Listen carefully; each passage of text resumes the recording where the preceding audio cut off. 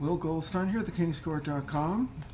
Again, chance to subscribe down there if you like these videos. Musician, and I just released an album. It's out there.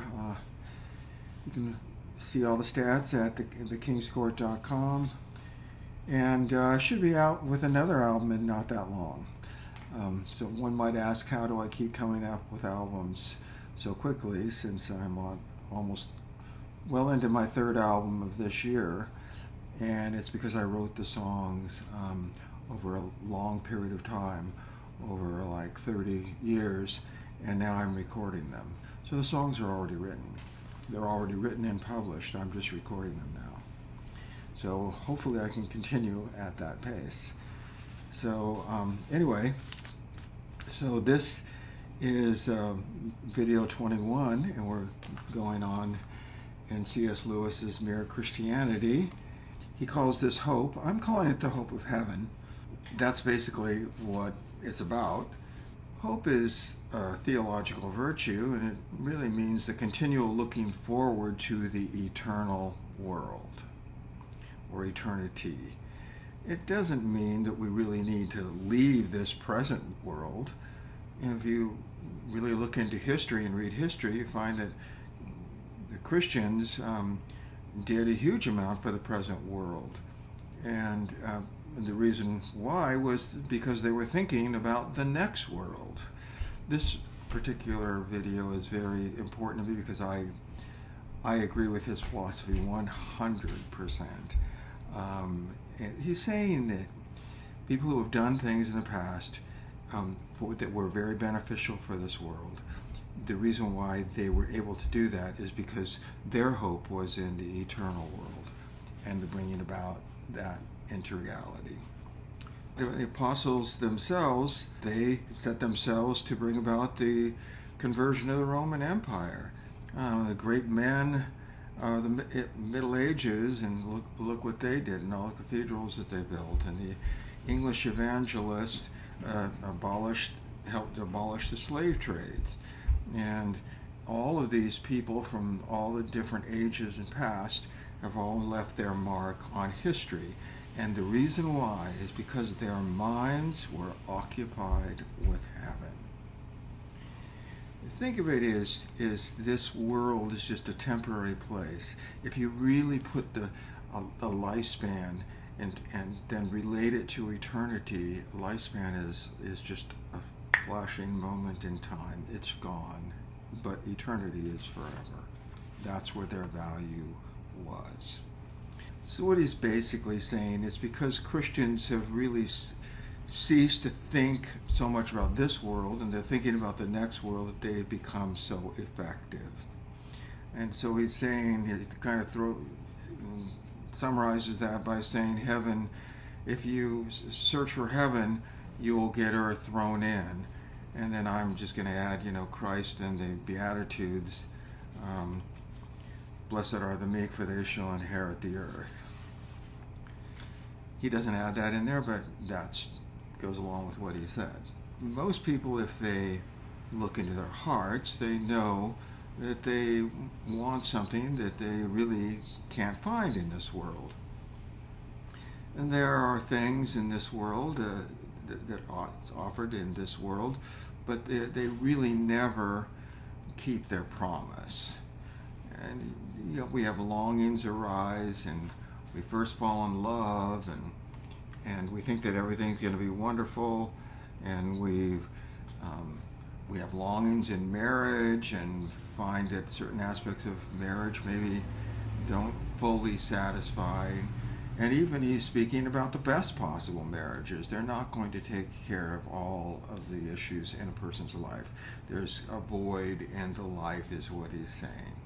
Some things that are grasped at the first moment, they think they're wonderful, but then the reality sets in, and this wonderful aspect of them fades away. The wife may be a very good wife, but she doesn't fill every void in the human heart. Or you go on a vacation and the hotel's wonderful and the scenery's great, and maybe it is excellent, but still there's something else. You have a good job, and something is still evaded. So in other words, they never quite satisfy. So then he's saying, well, there are two wrong ways to deal with this. And then he'll tell you a better way. And the first one is the fool's way. And a fool puts the blame on the things themselves, on his life, and thinking if only he tried another woman. So he goes from one woman to the next and multiple divorces, probably. And he goes on a more expensive holiday. If only I spent more money and went on a great vacation, everything would be satisfied. And then he would really catch the mysterious something that I feel like I'm lacking. So most of the bored and discontented and even rich people of this world are of this type, the fool's way.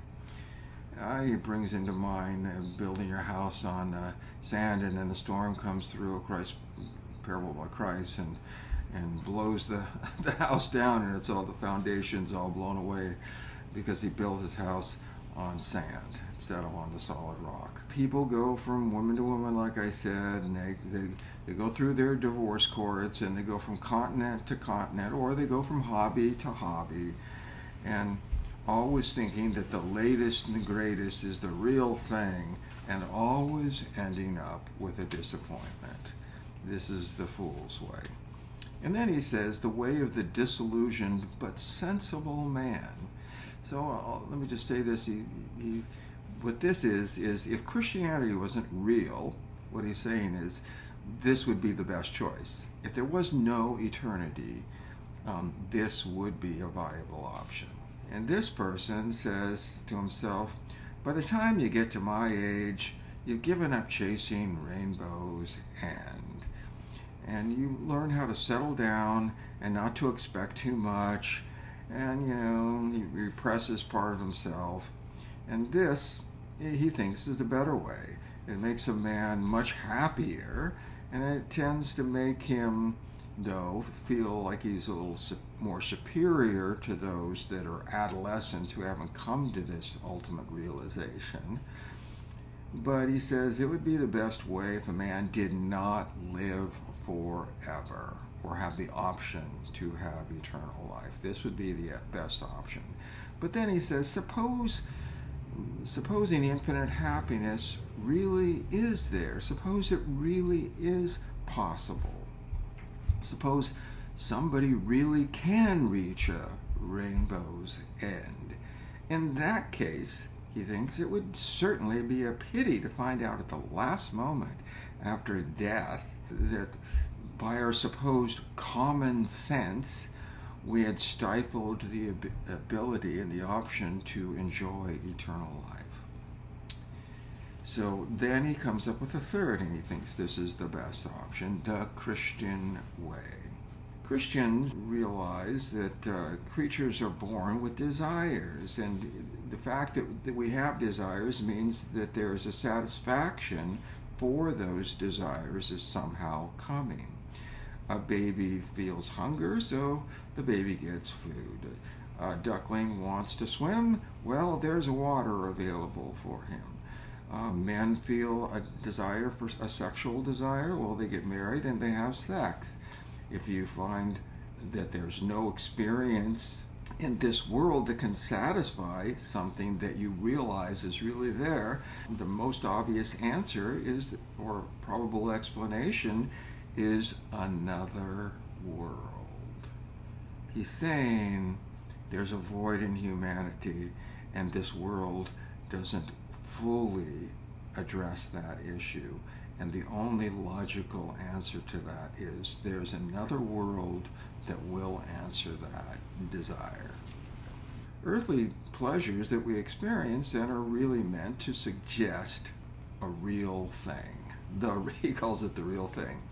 And if that's so, then we must never despise or be ungrateful or unthankful for these earthly blessings, and we should never mistake them for something which they are only a copy of, a mirage.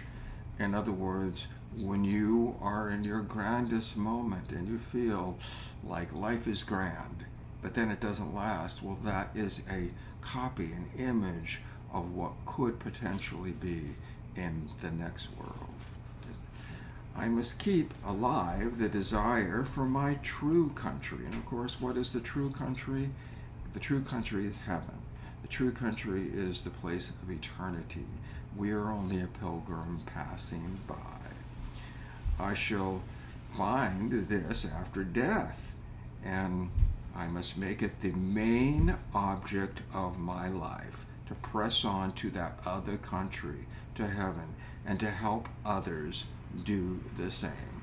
So he's saying that's what life is all about. It's not about this world. I even have a video on that. It's not about this world. It's about the world to come.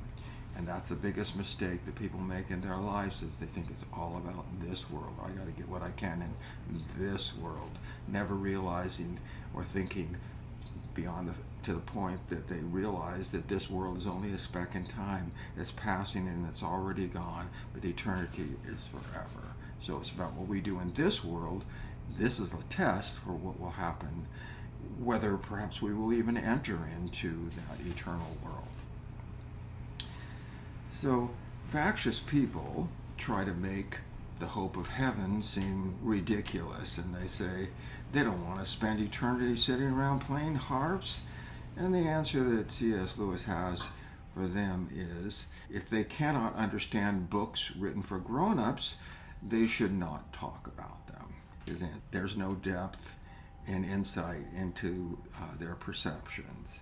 They're just thinking like little children. Scriptural images such as harps, crowns, gold, and that sort of thing, they attempt to express what really is inexpressible. There's musical instruments and singing in heaven and harps playing, and this is all because many people think of music as it suggests ecstasy and infinity. You know, people dance to music, you know, and they love listening to music. It takes them into another world. I'm a musician. I don't know the answer to that one. Crowns suggest those united with Christ in eternity and his splendor, and that they are going to share in, and the power and joy that comes in his kingdom. Gold is meant to suggest the timelessness of heaven and how precious heaven really is. People who take these symbols literally, they may as well think that when Christ told us to be like doves, he meant that we were to go about laying eggs. It's just ridiculous. So the whole idea then is that this life is a test. It's Christ says, he who loses his life for my sake will gain it. Okay, so why did the disciples go and die, you know, and be willing to suffer a martyr's death? Because they knew that heaven was their eternal reward. And so I guess the question that we must all ask each of ourselves is, what is more important? Your life here that we pass in who knows how long. You're not even guaranteed that you'll be alive the rest of this day, but eternity lasts forever, the hope of heaven.